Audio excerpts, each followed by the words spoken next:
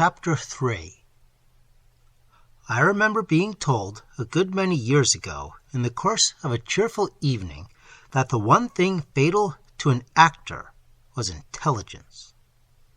Or if you like it better, said the speaker, I will say intellect, or better still, that something or other in a man that can pick a character to pieces and analyze it and find out why it does this, that, or the other, and relate it to the plot and the other parts in the cast, and then, continuing the process, build up by careful reasoning the impersonation out of tones of the voice, facial expressions, gesture, habit of body, and so forth. But, said a gentleman in the company, isn't that the way to act? I thought that was how it was done. That's how I do it, replied the lecturer. But I haven't any illusions. The man who depicts by that method will never be a fierce actor, as the German producer called it when I was in old Heidelberg with Alexander. You know the story of Irving and poor Bill Terrace. Bill was ponging away for all he was worth as Henry VIII. Irving stopped him. Very good, Terrace, very good indeed. I suppose you don't understand the meaning of one single word that you have uttered. No, Governor, said Terrace, not in the least put out. But it'll go all right on the night. That's the way to act. But excuse me, said the man who wanted to know, I'm afraid I don't quite grasp your meaning. What is the way to act? You begin by not being able to give a single reason for anything you do, or for your particular style of doing it. The rest comes along by itself, and I think that I will help myself to another drink ere I go to that bourne. I don't want to miss the 12:40. It was probable, I considered, that the old actor, a dignified priest in Hamlet, was right in the main. Creative work, even such secondary creative work as the actors, is not achieved by theories or by taking thought. A man must know the grammar of his business, whatever it is. The rest, if it is to be of the first order, must be in the work of the hidden flame within. And, therefore, I have grave doubts of the validity of Macalman's art when I thought of the elaboration of his theories. I remembered Claude Lantier in L'Oeuvre. He made up his mind to be a stark realist, to paint bunches of carrots with sincerity. But he listened to theories and ended by hanging himself before his symbolical picture of Paris as a nude woman, whose flesh glowed with jewels like a Byzantine icon. It was some time before I went to see him again in that retired and secret studio. I met him in Holborn a few weeks after my visit, and he asked me in a very cheerful manner whether I was recovering from his pictures by degrees, giving his short bark of laughter. I told him that I had been allowed out for the last week. But, said I, willing to continue the vein of mild facetiousness, you know art without a story is no good to me. Do tell me the story of that figure in all your paintings, the figure of the twisted man. He stared at me blankly, as if he hadn't a notion what I was talking about. Then he caught sight of an eastbound bus in a slowly moving press of traffic, ran for it, and shook a jocular fist at me from the top of the stair. And that was the last I saw of Macalman for a considerable time. I was occupied, as a matter of fact, all through that winter with affairs and interests of my own. What is generally and conveniently known as psychical research has always had a strong attraction for me, in spite, or perhaps because, of the obscurities, difficulties, and drawbacks of the pursuit. I must say that the usual demand of the men of physical science does not strike me as in the least rational. This demand is, I believe, that psychical phenomena should be made to conform to the laws of the laboratory experiment. The man of science says, I can make hydrogen by a simple process of mixing acid and water and zinc. If you don't believe me, come along now to my laboratory, and I will make hydrogen in 3 or 4 minutes and show you how it is done, so that you can make it yourself, and blow yourself up, too, if you don't follow the directions. Or, if you like, I will make hydrogen tomorrow morning at 11, or tomorrow night at 12, or on Saturday by written appointment.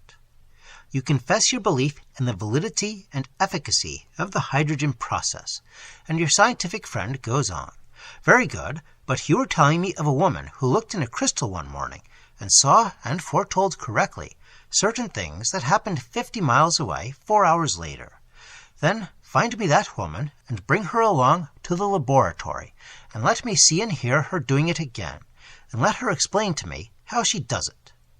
And here, I say, physical science strikes me as profoundly irrational. A great poet cannot guarantee a masterpiece to be written on demand under the eye of an observer by 6:50 p.m. Schilliker, the famous bat, would never undertake to reproduce his 250 not out and no chances given against the Patagonians. He knows that when he next meets that famous 11, he may be out for a duck in the first over. And what painter can explain how he does it? Can Dick, Tom, and Harry go to the master, listen to a demonstration, and come away fully prepared to equal his immortal works? Clearly, men are capable of all sorts of performances of body and spirit which are not in the least amenable to the law of the laboratory. Let us remember the historic case of one whom it is recorded, at tip cheese, or odd or even, his hand is out. If Master Tommy Bardell had been required to demonstrate his skill at tip cheese then and there in court, under the immediate eye of Mr. Justice Stareleigh, he would, very likely, have made a miserable fiasco. So I have always ruled out the scientific demand and its implied conclusion as void and vain and foolish. The real difficulties in these enquiries are to be found partly in the exquisite skill to which the art of the conjurer is sometimes brought, partly to the rarity of the faculty of keen and clear observation, partly to inaccurate and unreliable memory, a little to the commonness of lying, but most of all to the vast and bottomless credulity of the race of men. It is not a case of a plausible tale deceiving a simpleton. It is a case of homely strangers going to a hotel in a busy seaside town, telling the managing director of the concern that they are leaving him a couple million in their wills, and living at the hotel free of payment for 8 or 9 months. What is to be expected when the managing director, the type is common, devotes his talents to psychical research? Still, with all this in mind, I persevered, perhaps not altogether displeased at the thought that, so far as clear and final and general conclusions were concerned, the quest was a hopeless one. After all, there is something eminently human in the desire of impossible things. To seek for possibilities is rather the business of the lower animals than of man. To be more specific, it had often struck me that from the singular phenomena grouped together under the heading of poltergeist, there might possibly, or even probably, emerge a good deal of light on the doings and showings of modern spiritualism. In both cases, naturally, a huge discount has to be made. No doubt, the poltergeist was often a bad child, delighting in annoying, alarming, and humbugging its elders, delighting also in playing the leading part in the comedy. Sometimes hysteria was to be expected, and hysteria is capable of anything. But it seems to me that there was a very considerable remnant of poltergeist cases in which mischief and trickery and ordinary hysteria were necessarily excluded from consideration. As to the other end of the enquiry, spiritualism, its history might, in a sense, be called a sad one. The last time I looked into the leading spiritualist journal, I saw on one page a description of the unpleasing methods by which the medium had hidden the flowers that were to drop later from the spirit world onto the seance table. On another page was a brief announcement that an eminent spiritualist had declared the equally eminent Mr. X, the spirit photographer, to be a highly fraudulent person. For the time, at all events, I decided on occupying myself with the manifestations of the simple poltergeist. And, as it happened, a favorable opportunity came in my way. Soon after my encounter with McCalmont, in Holborn, I ran across an old acquaintance of Machen, who was something in the British Museum. A few years before, when he had been a lodger in Bloomsbury Street, I had been accustomed to see a good deal of him, but he had married and gone to live with his wife on some remote heights up at Hornsey, and we had not encountered one another for some time. We found a nook in which we could exchange such news as we had, and I had heard a good deal about the fine old garden above the London smoke, and of great success with roses. Then came something interesting. 6 months ago, Manning began, we took a boarder. He's a boy of 15, and his father, Richards, an old friend of mine, has got a job in the East, which will keep him there for some years. He asked me if my wife and I would take charge of the lad, for the next year or two anyhow. The mother is dead, and, as Richards put it, he didn't want to leave his son with strangers. The young fellow is a day boy at Westminster, so we don't see too much of him, in term time at all events. Well, he came along and seemed a decent young chap enough, and didn't give any trouble, till the last week or so, and now we don't know what to do about him. "What's wrong?" I asked. "Stays out late at night and comes home drunk, that sort of thing?" "Not a bit of it. He sticks to his work all of the evening, and goes to bed soon after 10. But wherever he is, things go smash. It began with a stone coming through the dining-room window. I thought, naturally, some hooligan had thrown it from the street and rushed out. The only people near enough to have done it were a couple of quiet old ladies walking along and chatting to each other about the vicar. Another night, the clock jumped from one shelf onto the table. Then he went into the kitchen to get me a box of matches, and the plates on the dresser began falling about. It worries my wife, and it bothers me too. Young Richards says he doesn't do it. No doubt he does, all the same, but I haven't succeeded in catching him at it, so far. I suppose I shall have to write his father, and that won't be pleasant. I saw my chance. I told Manning that young Richards must be regarded not as an infernal nuisance, but as an interesting case. On my earnest petition, Mrs. Manning being, I believe, rather glad to have another man on the premises, I became the second paying guest at the Hornsey house, promising myself important and first-hand evidence. And I had better say at once that I was disappointed.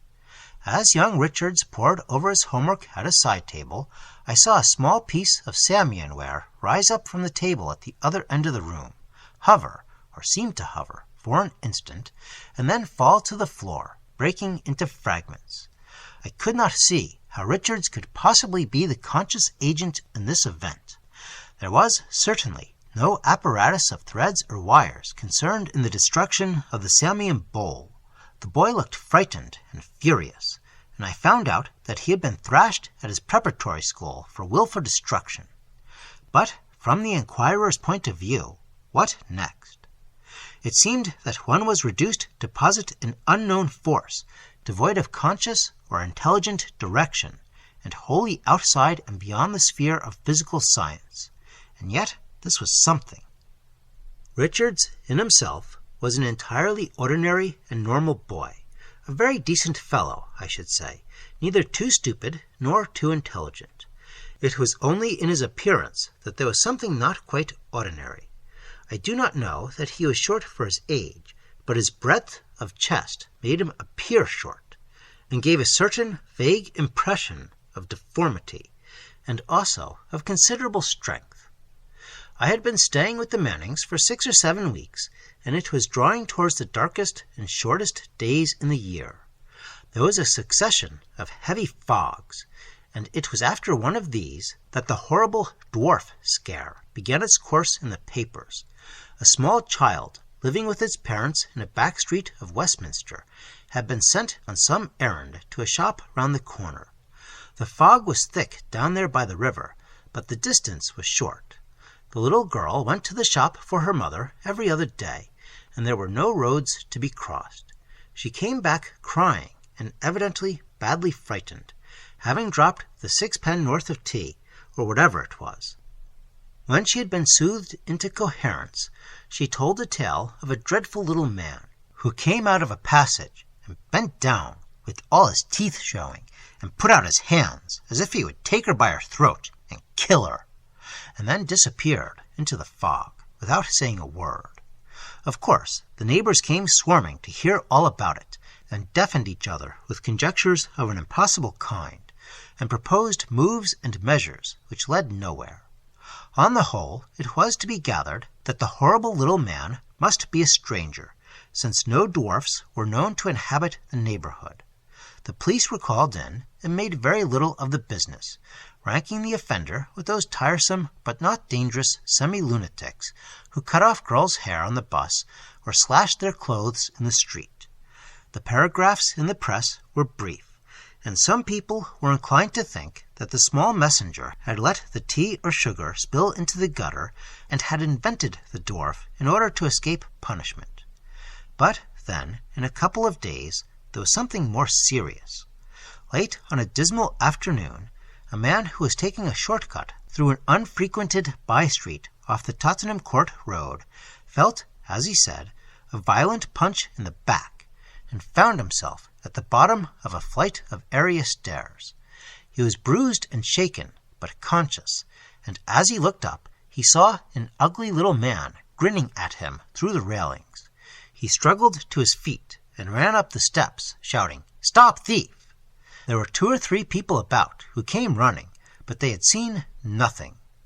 Then, on another evening, 5 or 6 days later, a girl looking into a shop window in Camden Town became aware that there was a short man with a nasty look on his face standing beside her, and the next moment she felt a piercing pain in her arm, screamed out in agony and fear, and fainted. There was hurry and bustle, shouting and confusion, running here and there from all quarters, but by the time the girl had come to herself and was able to say what had happened to her, the assailant had disappeared. A doctor came up and found a long needle almost buried in her arm.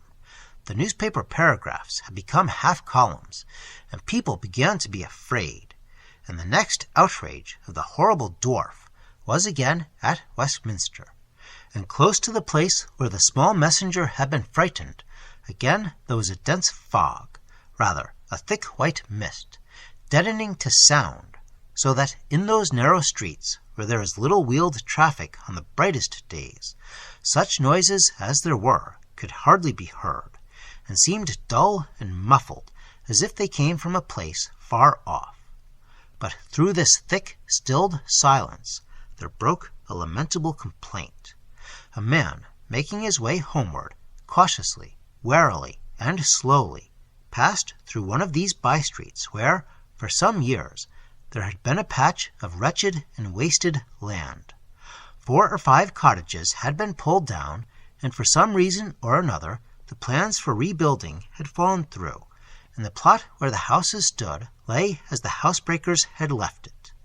There were cavernous remains of underground rooms or cellars, brick-backed mountains, plaster valleys, all scattered over with fragments of mouldering beams and jagged with slates. A very dismal and ruined place, separated from the pavement by a line of broken-down palings. As the homeward-bound man felt his way along the street, he thought he heard a noise of crying, a very faint, sad sound. He stopped and listened by a window, where the light from within was barely apparent through the thick white folds of mist, and wondered whether the sound came from a child shut up alone and frightened. He could not satisfy himself that this was so, and walked on a few paces, still listening, and thinking that he was drawing nearer to the noise of crying. He was now by the palings that hedged off the waste land, and he became sure that here was the scene of the trouble. He broke through the rotten fence, and went prowling and stumbling about, well aware, as he had often passed that way, that he might very well come to grief himself in the broken-down ruin and confusion of the place. But, with good fortune, he came without disaster to a wretched child, lying on his back amidst the rubbish, sobbing and wailing most piteously. The man gave him a cheerful, "What's the matter, Tommy? Come along, and we'll make it all right," and tried to lift the child to his feet. But the poor misery cried out in sharper anguish, and the man raised him as gently as he could, and bore him away, dreadfully afraid all the while that he might stumble and fall, and, as he said afterwards, do the poor little beggar in. However, he brought his burden safely out of the horrible pits, and rang the bell at the first house he came to. The rescuer and the people of the house saw a terrible sight. It was a poor place, with a bed in the sitting-room, and on this they laid the wreckage. It was a boy of 9 or 10. One leg seemed bent under him, and when they tried to straighten it out, the child screamed in pain. But it was the boy's face that frightened them. It was all swollen and bloody, and black with bruises, and the blood was still gushing from the nostrils, which were as if they had been stamped on by the hoof of a horse. One went out and shouted through the fog for the police, and in time the poor boy was taken in an ambulance to the hospital. In a day or two, a little mended and recovered, he told his tale of a twisted man that came out of the mist and took him up as if he would have broken him, and carried him over the fence and threw him down, and then stamped with his feet on his face. The newspapers altered their headline to Devlish Dwarf, and cursed the police, and so forth.